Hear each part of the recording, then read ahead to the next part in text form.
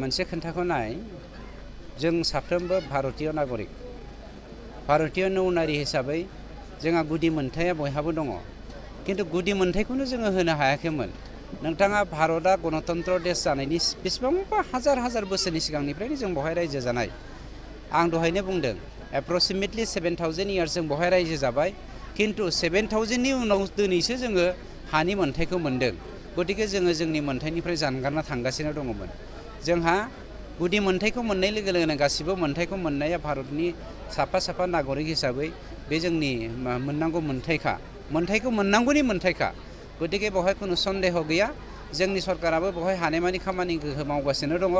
थांनाय बारावबो जोङो बेवहाय एस्टिमेट हरनो हायाबाबो गबिन्द सारजों आंजों स्पेसियेलि जों सानैजों मास मोनसेनि जेसिपि लगायनानै गामिनि लामाफोरखौ जोङो फ्राय बानायदों आरो देग्लायबो हानायमानि जों नाजागोन दैज्लां बायग्रोथोंसै।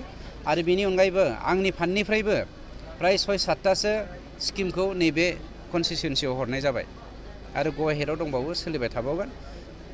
मथा-मथि जौगानाया फैबाय थासिगोन किन्तु जोंना सांग्राङा बेनो जोंनि साखाथिनि थानाय हाग्राखौ जोङो सेभ खालामनांगोन होमब्लासो जोङो थांनानै थानो हागोन।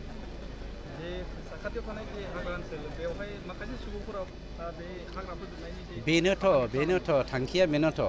UPPLदआ गावसोरनि सरकारखौ खोमाना लानांनायनिफ्राय बिसोरो ओरैबायदि इमबेलेन्स जाबाय जे माने बिसोरो खामफ्लायाव जिरायथिंनो हायि साफा साफा सुबुं बायदि समाजखौ बायदिसिना गुफुंले आबहावाजों थासारिजों दोननानै मानसिफोरखौ मिसलिड खालामनो नागिरगासिनो दङ। बिथांमोननि थुलुंगानायावनो दिनै गोबां UPPLनि सापर्टारफ्रा हादानाव दा क'क्राझार चिरां बायदिसिनायावहाय हादान एवहैगासिनो दङ। बेफोर जोंनि थाखाय दुखुनांथाव बाथ्रा। आरो हादान सिफायबानो जोंनि फिसा होननानै जोङो हा होगोन नेभार, बे मालाबाबो जानो हाया। जों मालाबाबो हाग्रा गोदानखौ सिफायनो होआ। नांगौ जायोबा गावनि फिसाबाबो जों माने बेखौ जेलाव हरनाय जागोन।